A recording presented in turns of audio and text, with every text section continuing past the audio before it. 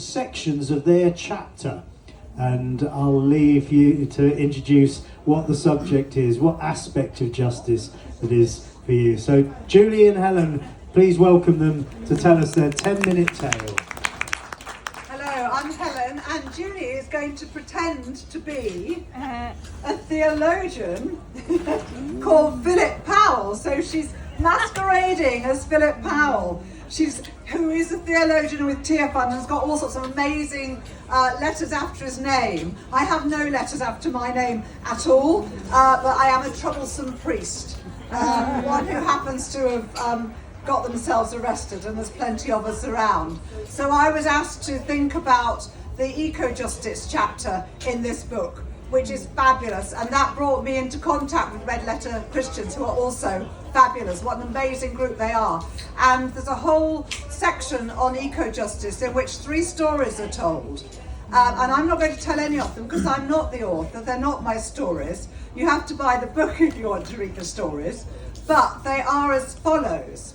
They're stories written by a dear friend of mine. The first one is called Rebel for Life, because those of us involved in Extinction Rebellion and Christian climate action think of ourselves as rebels. I think there are a lot of rebels here at Greenbelt, otherwise we wouldn't have ever stepped out in the morning. And her story is the making of a queer Christian climate activist. So she talks about eco-justice from a queer perspective. And then there's a second story in the eco-justice section, which is by James Pickin, and he talks about going out to try and find a second-hand food processor. And then the final story, Igniting the Church's Passion for Climate, by Laura Young. And Laura's very different. She doesn't have a pivot moment. She gradually moves towards a realization that environmental change and environmental breakdown is a subject where we need to think about Jesus and justice and what Jesus would have done and what we need to be doing in Jesus' name now. So I was asked to reflect on these 3 stories. So I've got these 3 stories like treasure posted to me to read and to reflect on and think about. And then I got introduced to this wonderful theologian, Philip, and invited to have a conversation with him, which was just a treat. It was an absolute treat.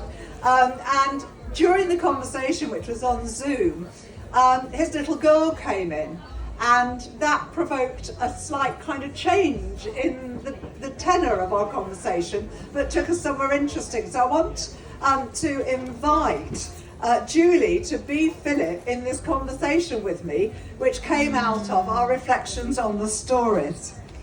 And you'll notice when the little girl comes into the room. So there are some key things within the conversation, which I'm not going to read you the whole of it, don't worry, in which I think about tarmac, because one of the things that I find myself sitting on a lot is tarmac. Not the lovely green grass of Greenbelt, but the hard stuff that we cover it all up in when we're out and about in our urban settings, and thereby prevent our neighbours and friends, the other species of the world, thriving. I don't think it helps us to thrive very much either, actually. But tarmac is in here, as is this idea of pivot. What has been the pivot moment for you? And so we were reflecting on that a little. When do we pivot and suddenly think, actually, up with this I will not put any longer? So one of the things I've found myself doing is celebrating Eucharist in the public square, not expecting that to have been part of my ministry, but to be celebrating Eucharist outside Downing Street, in Parliament Square, quite often surrounded by some quite frightening looking police officers. I'm going to start with that, and when Julie comes in, she will remember this. She's Philip, but she's also got the Christian Climate Action t-shirt on, so that really matters. Taking the Eucharist onto the street has been a feature of many protests I have led. We once celebrated it on the pavement outside Downing Street. I'm intrigued by the ripple effect of this. Are these thin places for spirituality? Certainly my most deeply prayerful moments have been in contact with tarmac. We think of tarmac as preventing us from touching the soil, but there is treasure in the tarmac. Dropped to my knees in protest, I find genuine spiritual connection there, perhaps because of the people around me, almost certainly because of the people around me. I find myself in a constant attempt to be present where the harm is happening, Downing Street. Sometimes our protests include standing with massive pictures of the desecration of our world right in front of the hotels where oil barons are gathering. Might they notice? Might we be part of a slow pivot? The role of the Spirit is important. Can we imagine a green pneumatology, a global green Pentecostal awakening? We need the wind of the Spirit to redirect us. I have a personal experience of how this happens in practice, one of my pivotal moments. I was at a Christian conference in Germany. After a time of worship, we were sent out to listen to God by engaging with nature in the middle of Berlin. I ended up picking up a little plastic toy, discarded in a muddy roadside. I carried it with me. It's a broken plastic Superman. It speaks to me about the global impact of this particular material. It also reminded of the lie that to be human, we are meant to be Superman. Who decided that? The Spirit calls me to pivot, to continually walk away from this lie and turn towards a vision that to be truly human is to be Christ-like. And at this point, Philip's little girl wanders in, and there she is in our midst. And I said, what an amazing prompt. Because in Kathy's story about being a queer climate activist, she talks about play. In adulthood, we learn not to immerse ourselves in trivial things, but Jesus invites us to become like little children. Reveling is part of play. It's a complete absorption in something bigger than yourself. I lead outdoor worship twice a month in my parish, and I use playful practices, like inviting adults to handle the soil, like watching them and inviting them to lie down and look at the clouds. People come alive in a new and different way when they're invited to play. And our pauses in worship become full of bird song. And when it's warm enough, we can enjoy the sunshine. People remember these moments more than the words that we speak. Play is part of charism. It is the Spirit at work. Yes, let's tease that out. I've also been thinking about the connection between hope and play.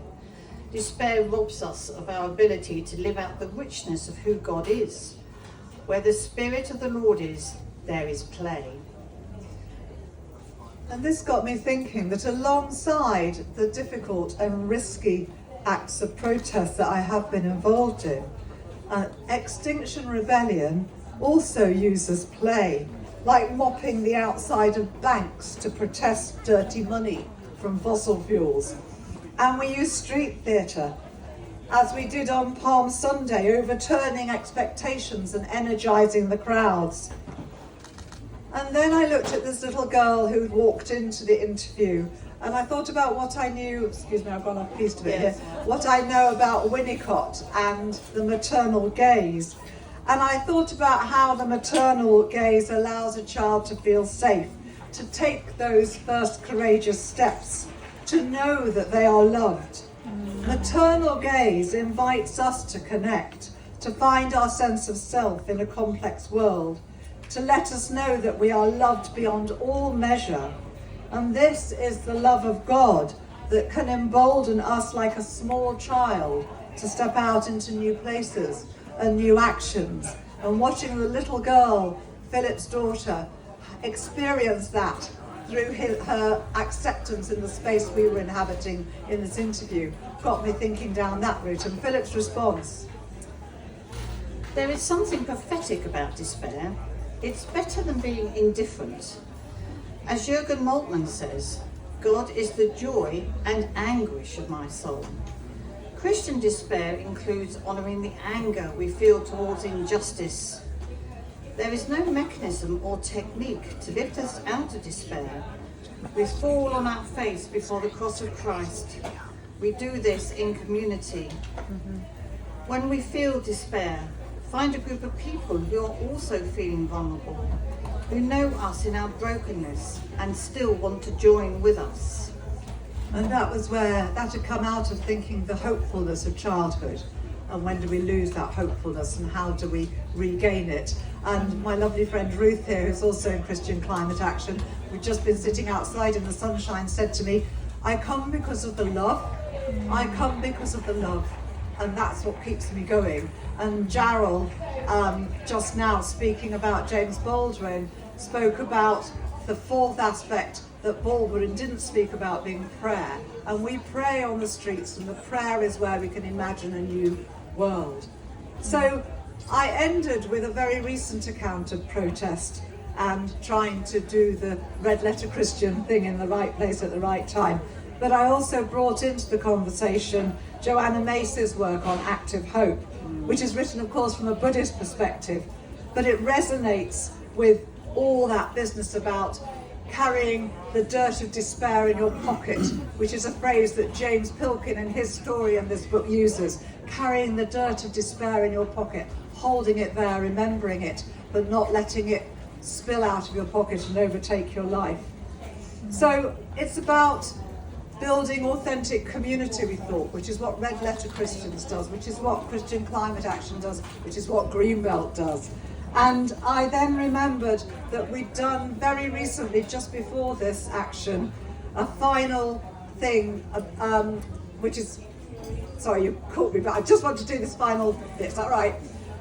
Which, because we've been pushing back against the far right, and I have been in an action where the far right had come up very close and uncomfortable.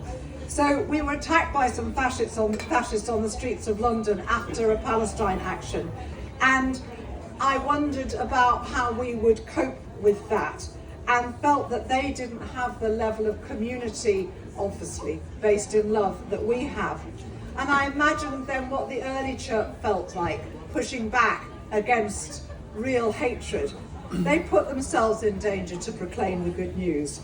They then went on to break bread together and pray together. So all these things to me remind me of those first 400 years. And the same Eucharistic tradition now holds me in moments of protest and brings me in contact with people and with tarmac, even when the big structures that are represented in some of those places like Downing Street seem impenetrable. There's something that the grassroots movements have that is tenacity, and the non-human world can teach us so much. It can push through the tarmac and join us in breaking through and making a difference. Thank you. Thank you. Thank you for your tale. Big thank you, Julie, and to Helen. Richard, let me introduce Richard.